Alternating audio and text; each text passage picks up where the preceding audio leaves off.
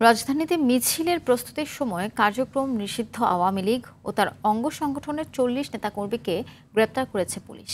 এ সময় ১৪টি ককটেল জব্দ করা হয়। সামনে পূজাকে ঘিরে কোনো নাশকতা পরিকল্পনার তথ্য না পেলেও নির্বাচনকে কেন্দ্র করে তারা সংগঠিত হয়ে অপতৎপরতা চালাচ্ছে বলে জানিয়েছেন ডিএমপির অতিরিক্ত পুলিশ কমিশনার নজরুল ইসলাম।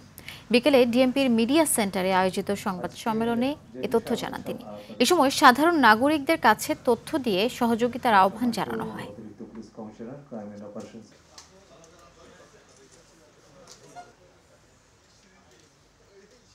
নাশকতা করবে এই ধরনের কোনো পরিকল্পনা আমরা পাইনি বা দুর্গাপূজাকে এফেক্টেড এইরকমও না।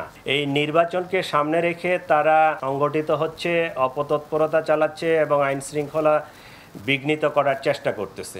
ডিএমপির ২.৫ কোটি মানুষের এই শান্তি শৃঙ্খলার জন্য, ল অ্যান্ড অর্ডারের জন্য আপনারা আমাদেরকে সহায়তা করবেন। আমি সকলের কাছে সহায়তা চাচ্ছি।